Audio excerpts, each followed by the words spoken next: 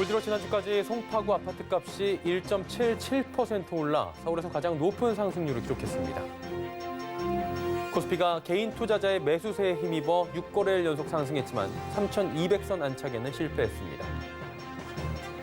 법인명의로 1억 원 미만의 지방 아파트 10채씩 사들이는 투기 의심 거래 수백 건이 정부 조사에 의해 적발됐습니다. 주말 동안 비트코인 가격이 출렁거린 가운데 도지코인은 급반등에 성공했습니다. 센 경제라이브 시작합니다.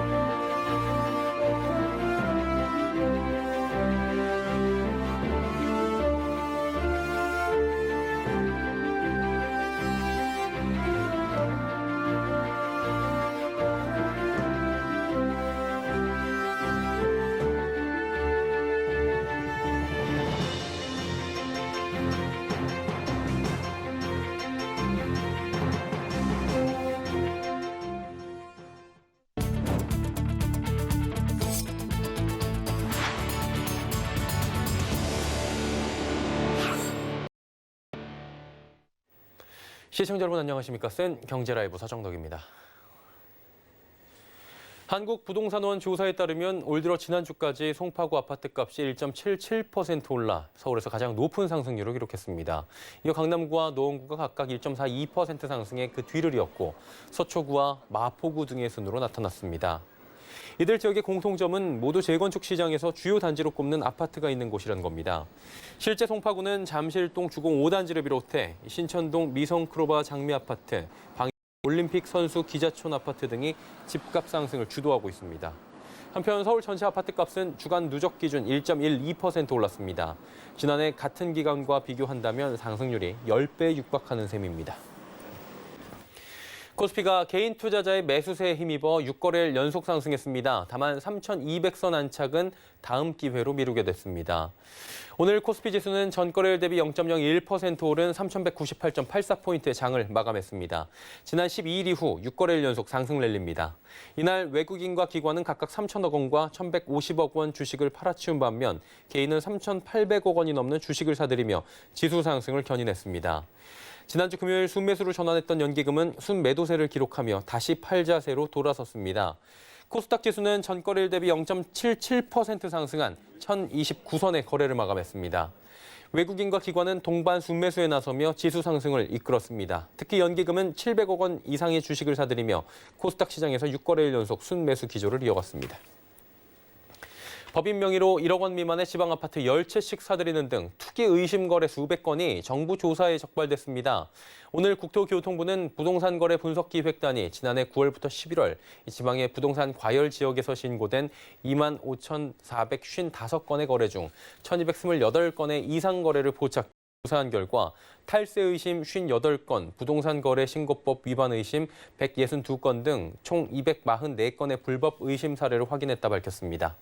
기획단은 지난해 하반기부터 울산과 천안, 창원 등 과열 조짐이 있는 비규제 지역 15곳을 중심으로 시장 교란 행위에 대한 집중 단속을 실시한 바 있습니다. 기획단은 이번에 적발된 불법 의심 사례들을 해당 지자체와 국세청, 금융감독원, 경찰 등의 통보 또는 수사 의뢰한다는 방침입니다. 주말 동안 비트코인 가격이 출렁거린 가운데 도지코인은 급반등에 성공했습니다. 오늘 오후 3시 5분 현재 미국의 코인 마켓캡에서 비트코인은 24시간 전보다 0.47% 내린 56,628.04달러를 기록했습니다. 암호화폐 폭락세의 원인은 돈 세탁 암호화폐 기업에 대한 미국 재무부 수사설, 코인베이스의 대량 주식 매각, 비트코인 채굴지인 신장 위구르 자치구의 대규모 정전 사태 등으로 풀이됩니다. 반면 지난 16일 100% 이상 급등해 40센트를 기록했던 도지코인은 저가 매수세의 유입으로 24시간 전보다 23.48% 급등한 33.32센트를 기록했습니다. 공매도 재개, 이제 2주 앞으로 다가왔습니다. 증권가에선 과연 어떤 종목이 공매도의 표적이 될지 예의주시하고 있는데요. 공매도가 유입될 가능성이 높은 종목, 김혜영 기자가 따져봤습니다.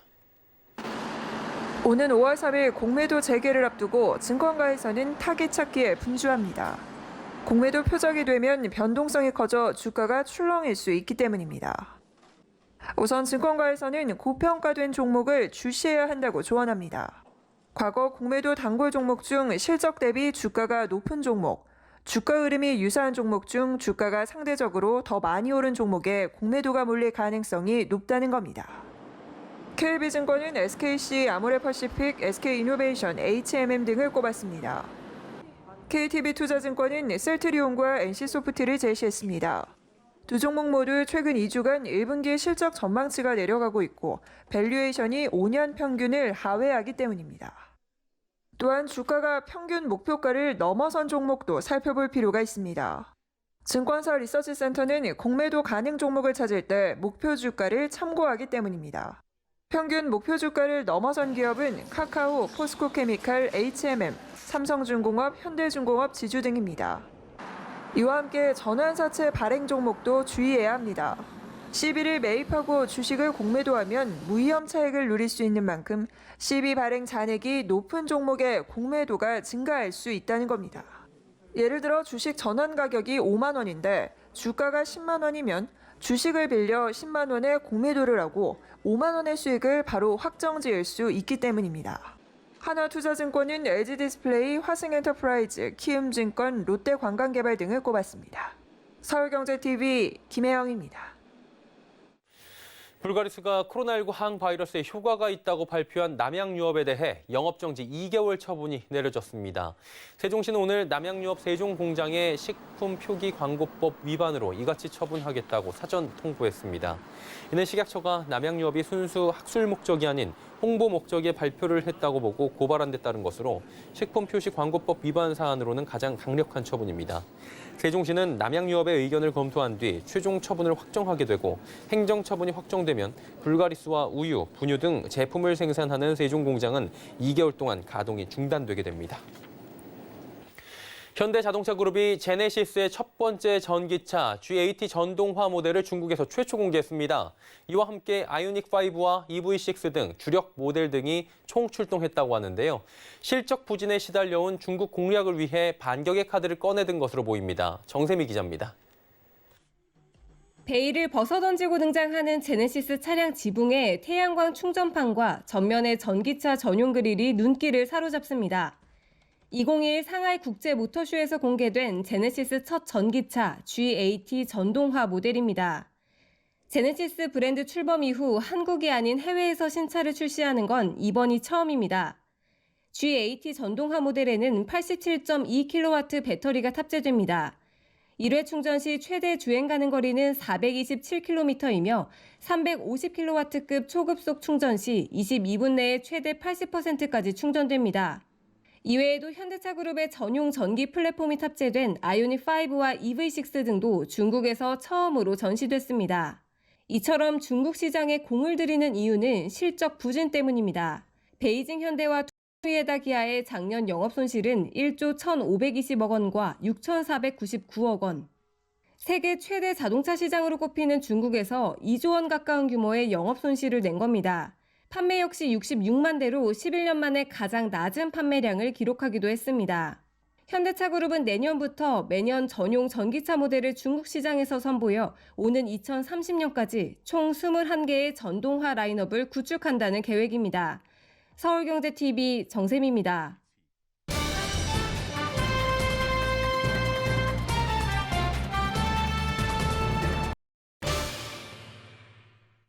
예, 오늘 시황 전해드리면서 3,200선은 조금 미치지 못했지만 6거래일 연속 상승했다라는 소식을 전해드린 바 있습니다. 김윤성 하이투자증권 연구원 연결해서 요즘 잘 가고 있죠. 철강 업종 다시 한번 짚어보도록 하겠습니다. 한 달 만에 오늘 오시는 것 같은데요. 포스코 주가가 33만 원 돌파하면 나오신다고 그랬는데 생각보다 지금 빠르게 돌파하면서 오늘 다시 저희가 모신 것 같습니다. 철강 업종 현황이 한 달 사이에 연구원님 어떻게 변했는지 먼저 설명 부탁드립니다. 일단은 매크로 측면에서는 그 소재업 우호적인 환경들이 계속적으로 좀 연출이 됐었습니다. 그때 이제 제가 방송에 나왔을 때는 이제 금리 상승과 관련된 우려가 있었던 시기였는데 그 이후에 계속적으로 이제 파월 의정을 비롯한 연준의 그 우호적인, 계속적으로 완화 정책을 펴겠다라고 하는 그런 어떤 우호적인 발언이 계속됐었고요. 어떤 그런 부분 때문에 어쨌든 금리라든가 어쨌든 달러가 그 소재 업종한테 우호적인 방향으로 흘러왔다. 이게 이제 첫 번째 좀 그 변화 요인으로 좀 말씀을 좀 드리고 싶고요. 두 번째는 좀 중국의 변화입니다. 그 중국 같은 경우가 그 일단 구조조정과 관련된 얘기들을 최근에 좀 많이 좀 내뱉고 있는 지금 상황이고요. 그 4월 1일 같은 경우에는 요즘에 이제 철강 가격이 너무나 오르다 보니까 철강사들 입장에서도 계속 철강을 좀 많이 생산하려고 하는 좀 그런 생각들을 갖고 있어서 저희 그 중국 정부가 2017년도, 16년도에 그 없앴던 그런 설비들이 다시 돌아가고 있는지 그 점검하겠다라고 하는 그런 그 설비 실태 조사에 들어가 있다라고 하는 중국 정부의 발표가 있었고요. 어쨌든 좀 이러한 어떤 중국이 다시 한번 구조조정 정책을 하는 거 아닌가라고 하는 기대감들 때문에 어쨌든 이 정책 이후에 중국 철강 가격이 굉장히 좀 많이 올랐다라고 하는 점을 말씀을 좀 드리고 싶습니다. 그 다음에 그 중국과 관련된 변화 중에 하나는 그 수출 환급세율 축소와 관련된 그 불확실성이 계속적으로 지금 많이 확대가 되고 있습니다. 이 얘기는 뭐냐면은 그 이제 부가가치세 개념인데요. 그 중국 정부가 그 철강제에도 이제 부가가치세를 부과를 하는데 수출을 하게 되면은 그 17%의 부가세율 중에서 약 한 13% 정도를 돌려줬습니다. 근데 이제 이 돌려주는 비율을 향후에 축소하겠다라고 하는 어떤 그런 소문들이 굉장히 좀 많아가지고요. 결국 이렇게 지금 그 중국산 철강제를 사게 되면은 이러한 그 세금과 관련된 불확실성이 있다라고 하는 이 불확실성 때문에 지금 그 수출 시장에서 중국산 철강제가 많이 좀 사라진 상황이에요. 이렇게 되면은 이제 사는 사람도 되게 불안해지기 때문에 그래서 이 두 가지 요인 때문에 어쨌든 그 중국뿐만 아니라 그 중국 외 지역의 수급도 많이 좀 타이트해진 상황이다라는 점을 말씀을 좀 드리고 싶습니다. 예, 그렇다면 이제 G2의 역학적인 부분 좀 여쭤보도록 하겠습니다. 중국 같은 경우에는 지금 생산량을 크게 늘렸다고 하고요. 미국 같은 경우에는 뭐 경제 지표 워낙에 좋습니다. 달러 같은 경우에는 지금 약세를 좀 보이고 있다라는 부분인 건데 구체적으로 어떻게 봐야 됩니까? 그 먼저 좀 매크로와 관련된 말씀을 좀 드릴게요. 그러니까 미국과 관련된 얘기들인데 그러니까 미국이 이제 경제 지표가 굉장히 잘 나왔습니다. 이제 지난주, 지지난주에 뭐 소매 판매도 굉장히 잘 나왔고 지금 뭐 산업 생산도 지금 나쁘지 않게 나왔는데 이런 상황이다 보면은 보통 이제 금리가 튑니다. 이제 경기가 좋기 때문에 금리가 튀어야 되는데 지난주 같은 경우에는 그 미국 금리가 오히려 좀 하락을 했어요. 그 하락을 했다는 얘기는 결국 무슨 얘기냐면은 경기가 미국이 굉장히 좋아질 거다라고 하는 이런 기대감들이 이미 지금 선반영이 돼 있고 금리에 그 다음에 이제 무슨 뭐 국채 그 쇼커버링 수요도 있어가지고 금리가 오히려 좀 빠졌습니다. 근데 보통 금리가 빠지게 되면은 그 소재 업종에 어떤 영향이 있을까라고 하는 부분인데 통상적으로는 금리가 빠지면은 좋지가 않습니다. 근데 지난주에는 오히려 반대로 금리가 떨어지는 국면에서 이제 저희가 흔히 보는 이제 미국 이제 10년물 국채 금리에 내재되어 있는 그 기대 인플레이션들이 오히려 좀 올랐습니다. 예. 이렇기 때문에 어쨌든 지금 그 소재 업종한테는 지난주에 어떤 그 미국의 어떤 그 경제 지표라든가 이런 부분들이 굉장히 좀 우호적으로 작용하고 있다라는 점 말씀을 좀 드리고 싶고요. 금리가 떨어지다 보니까 그러니까 미국의 금리가 상대적으로 떨어지다 보니까 달러 약세가 또 연출이 돼 가지고요. 그 뭐 다들 아시겠지만은 달러 약세는 그 소재 업종이 굉장히 우호적인 어떤 그런 부분들입니다. 뭐 그다음에 그 중국의 생산량 증가는 솔직히 투자가들이 많이 좀 싫어하는 뉴스예요. 중국이라고 하는 나라가 솔직히 생산량 통제가 굉장히 어렵다라고 하는 인식을 저희 투자가들이 갖고 있기 때문에 이 생산량이 크게 늘어나게 되면 투자가들이 그렇게 얘기합니다. 그래서 아니 중국은 불과 얼마 전까지만 하더라도 뭐 당산시 우리나라 이제 포항에 이제 버금가는 도시죠. 그 당산시에서 그 감산 명령도 발표를 했고 그 다음에 아까 말씀드렸던 뭐 불법 설비와 관련된 설비 실체 조사도 하는데 갑자기 이렇게 생산량이 늘어난다는 얘기는 투자가들이 과연 어떻게 받아들여야 될까 뭐 이런 부분이 좀 있는데 그 중국의 공식적인 통계 발표치는 저는 그렇게 신뢰하지 않으셔도 크게 문제는 없다라고 지금 보고 있습니다. 일단은 뭐 중국이 이렇게 생산량이 좀 많이 늘어났다라고 하는 점을 발표를 했지만 이게 매년마다 발표된 숫자가 이제 바뀌고요. 그 다음에 어쨌든 그 중국이 발표하는 증감률과 실제 숫자를 이용해서 저희가 증감률을 구했을 때 숫자가 좀 많이 차이가 있습니다. 예, 그리고 요즘에 뭐 사실 철강 업종이 워낙 잘 가다 보니까 더 갈 수 있나에 대한 시청자분들의 궁금증이 많아요. 어떻습니까? 더 갈 만한 여력이 있습니까?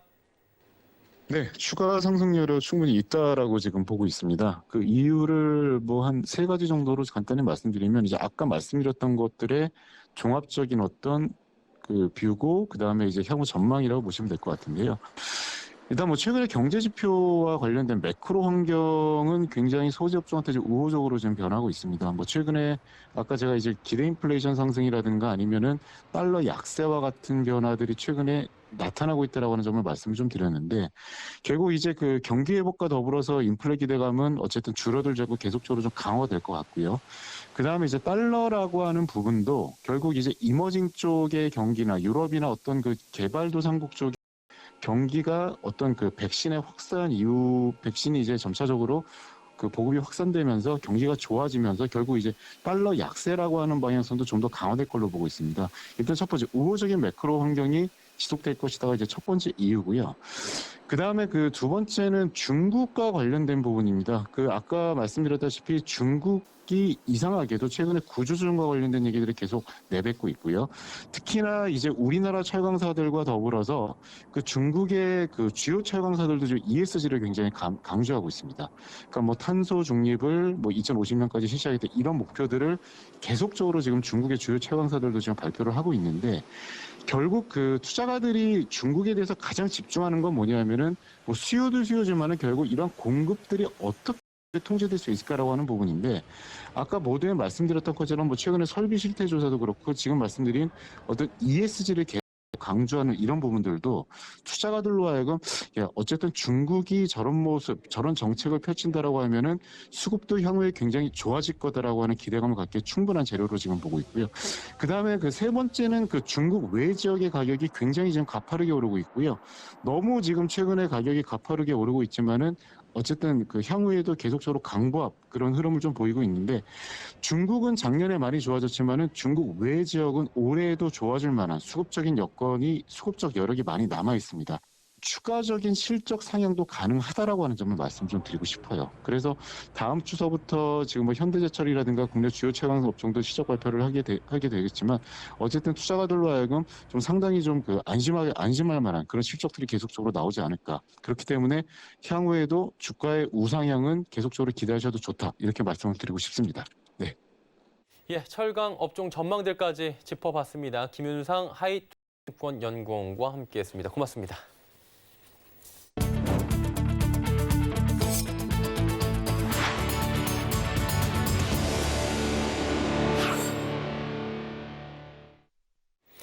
홈쇼핑이 유료 방송 사업자에게 지불하는 채널 사용료인 송출 수수료, 최근 5년 동안 연평균 40% 가까이 급증했습니다. 이 때문에 중소기업들이 피해를 입을 수 있다는 우려가 커지고 있는데요.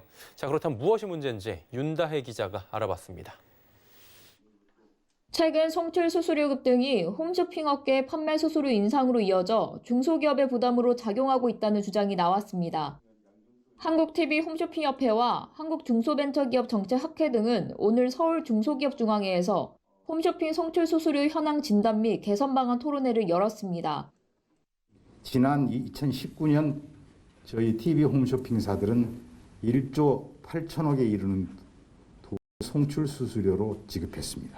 지금 TV 홈쇼핑사들은 더 이상 견딜 수 없는 수준의 한계점에 와 있다고. 홈쇼핑 송출 수수료는 홈쇼핑이 유료 방송 사업자, 즉 방송 채널 주인에게 지불하는 채널 사용료를 말합니다. 방송통신위원회에 따르면 TV 홈쇼핑 7개사와 티커머스 5개사가 유료 방송에 내는 송출 수수료는 최근 5년간 연평균 39.1%씩 상승했습니다. 2019년의 경우 홈쇼핑 방송 사업 매출액 3조 7,111억 원 중 절반인 1조 8,394억 원이 송출 수수료로 지급됐습니다. 이렇게 송출 수수료가 오르면 홈쇼핑도 결국 판매 수수료를 높일 수밖에 없습니다.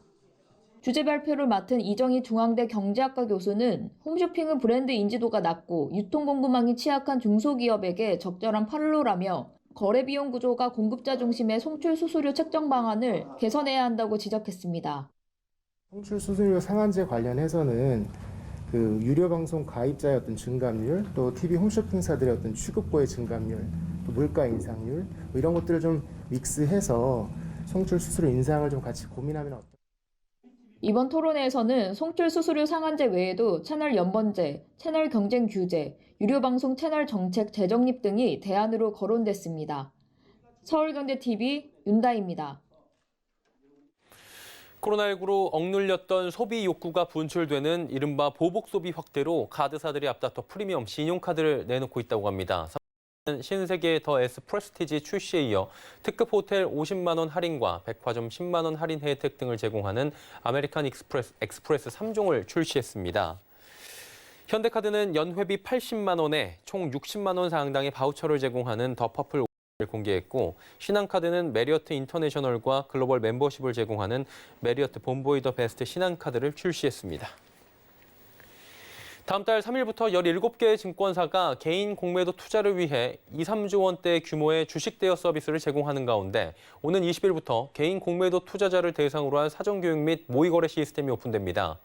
금융위와 금융투자업계는 공매도 부분 재개가 이루어지는 다음 달 3일부터 개인 투자자의 공매도 접근성을 높인 새로운 개인 대주 제도를 시행키로 했습니다. 금융위는 공매도가 허용되는 코스피 200 및 코스닥 150 구성 전체 종목에 대해 대주 서비스가 가능하다고 설명했습니다. 총 2조 4천억 원 규모로 대중상황기관은 종전 60일을 유지했습니다. 금융당국은 공매도에 익숙하지 않은 개인 투자자들은 오는 20일부터 사전교육 및 모의거래 등을 이수해야 하고 차등화된 투자 한도 부여와 규제 사항 등도 함께 확인해야 한다고 전했습니다.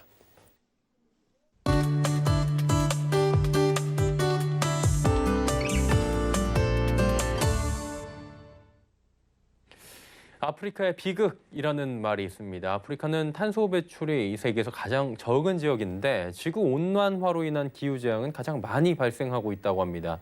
그러니까 기후변화 책임은 가장 적은 대륙인데 피해는 가장 큰 지역이다라는 의미에서 나온 말이겠죠. 유엔 환경계획 발표에 따르면 기후재앙으로 인한 아프리카의 GDP 손실이 2018년 8,950억 달러에서 이제 2023년엔 약 1조 4천억 달러로 증가가 예상이 되고 있다고 합니다. 기후재앙을 조기에 알아낼 기술도 약하고요. 사회적인 인프라도 약하다 보니까 홍수, 폭염이 발생하게 되면 그 피해는 엄청날 수밖에 없습니다. 자, 그런데 세계 기상기구가 아프리카의 정확한 기후예측 시스템을 구축해줘서 재산 및 인명 피해가 굉장히 많이 줄어들었다고 합니다. K웨더 기상센터장과 함께 이 이야기 자세히 나눠보도록 하겠습니다. 어서 오세요. 네, 안녕하세요. 예, 이게 아프리카가 사실 뭐 기후 재앙이 어느 정도인지 알려지진 않은 것 같은데 굉장히 큰가 봐요. 네, 정말 심각합니다. 최근 한 2년 동안 그 발생한 재난을 갖다 살펴보면 예. 아프리카 남부지방에 수십 년 만에 닥친 가뭄으로 대기근이 발생을 했어요. 유엔은 1,100만 명이 넘는 아프리카 남부 거주민들의 식량 부족을 경고하고 나섰는데요. 또 인도양 타이폴로 만들어진 대홍수가 아프리카 동부 지역을 강탈했습니다. 이로 인해서 남수단에 90만 명, 에티오피아에 57만 명, 수단이 34만 6천 명, 소말리아 54만 7천 명의 심각한 난민이 발생을 했고요. 수몰된 가축, 농경지, 파괴된 이동 인프라로 식량 가격이 폭등을 하면서 아주 엄청 심각한 기아가 발생을 했죠. 예. 그리고 70년 만에 대재앙이라고 불리는 메뚜기떼로 인해서 소말리아는 국가 비상사태를 선포했고요. 동아프리카, 중동 남부, 파키스탄, 인도, 중국까지 이 아주 거대한 메뚜기떼가 큰 피해를 주었는데요. 또 이외에도 최악의 사이클론의 강타로 인해서 수백 명이 사망을 하고 모잠비크, 마다가스카르, 말라위, 짐바브웨에서 300만 명의 이재민이 발생을 했고요. 재산 피해만 총 2조 4,200억 원이나 발생을 했습니다. 생각보다 심각한데 매년 이렇게 뭐 계속 발생을 하고 있는 상황 속에서 세계 기상기구죠. WMO에서는 지금 뭐 도움을 줄 텐데 어떤 도움을 줍니까? 올해 3월 29일이었죠. 세계 예. 기상기구가 발간한 보고서의 제목이 예. 아프리카의 빅토리아 호수에서 조기 경보가 생명을 보호한다 였습니다. 예. 세계 기상기구가 동아프리카에서 4년간의 성공적인 프로젝트를 했는데요. 이 프로젝트는 개선된 기상과 물 기후 서비스가 어떻게 생명과 생계를 구하고 취약한 공동체의 사회 경제적 발전을 지원하는지를 보여주었습니다. 하이 임팩트 웨더 레이크 시스템으로 명명된 프로젝트는 빅토리아 호수에서 발생하는 각종 악기상을 어민들 또 다른 지역 이해관계자들에게 알려주기 위해서 지역 조기 경보 시스템을 구축한 겁니다. 그 이전까지는 영국 국립기상청의 메트 오피스에서 아프리카 기후정보 프로그램을 운영을 해왔는데요. 기후정보 프로그램의 운영으로 사업 초기에는 20만 명의 사람들이 직접적인 혜택을 받았고요. 간접적으로 140만 명 이상의 혜택을 받았다고 합니다. 이후에 이제 세계 기상기구와 영국 기상청 메트 오피스라든가 케냐, 루안다, 탄자니아, 우간다, 동아프리카 공동체, 빅토리아 분지, 국립기상수문 서비스를 포함한 파트너들과 협력을 하면서 앞에 설명드렸던 게 이제 하이웨이라고 불리거든요. 이 하이웨이라는 프로젝트를 수행한 겁니다. 예. 이 프로젝트는 호수에서 매년 기후 관련 사망자를 30% 이상 감소시키면서 연간 300명 이상의 생명을 구했고요. 이 프로젝트의 경제적 이익은 연간 4,400만 달러로 추정이 되고 있고요. 비용 대비 이익은 16대 1이나 될 정도로 아주 매우 효율적입니다. 페테리 타알라스 세계기상기구 사무총장은 이 프로젝트는 조기 경보에 대한 접근과 사용이 개선되면서 빅토리아 호수 분지에 거주하는 지역사회의 경제적, 사회적 복지가 개선되었음을 보여준다. 세계기상기구는 이 모델이 아프리카의 다른 지역에서도 그리고 실제로 다른 세계에서도 사용될 수 있는 모델로 본다라고 말하고 있습니다. 한마디로 이런 뭐 기후 변화로 인한 그런 뭐 사이클론 호수 조기 경보 시스템을 구축을 해줘서 빅토리아 호수 분지 지역에 도움이 된다 이런 얘기인가 봐요. 네, 그렇습니다. 빅토리아 이 호수 분지 지역에서는 주변 인구의 약 25%가 살고 있는데요. 아프리카 최대 내륙 어업 기지로 연간 100만 톤의 어류를 생산하고 있고요. 20만 명 이상의 어부들이 일하고 있고요. 매년 5억 달러 이상의 수출 수입을 올리고 있는 지역입니다. 3천만 명 이상의 사람들이 해안선 근처에 살고 있고요. 5만 척의 보트가 운행하는 해변이 1,400개가 있는 엄청난 지역이기도 합니다. 그런데 이 호수에서 강풍과 높은 파도에 의한 항행 사고로 매년 평균 3,000명에서 5,000명의 사상자가 발생하고 있는데요. 이 프로젝트 이전에는 호수에서 어업을 하거나 항해하는 사람들의 안전을 위한 조기 경보 시스템이 없었습니다. 극심한 홍수 등에 대한 빠른 조기 경보의 필요성은 빅토리아 호수의 물을 기록적인 수준으로 끌어올렸던 폭우로 인해서 주민들이 바로 피부로 알게 되었죠. 그 후 이어진 홍수 때 케냐나 탄자니아, 우간다의 분지에 사는 20만 명 이상의 사람들을 미리 대피시킬 수가 있었습니다. 네. 이제 앞으로 미래는 기후변화로 더욱 심각한 기후재앙이 빈발할 것으로 예상되는데 세계기상기구가 주도해서 아프리카 지역 주민들에게 도움이 되는 프로젝트를 한다는 것은 인명 및 재산 피해를 줄이는 데 많은 도움이 될 것으로 봅니다. 예, 아프리카의 비극을 지금 기상예보로 막을 수 있다라는 내용들을 오늘 살펴봤습니다. K웨더의 반기성 센터장과 함께했습니다. 고맙습니다. 네, 감사합니다.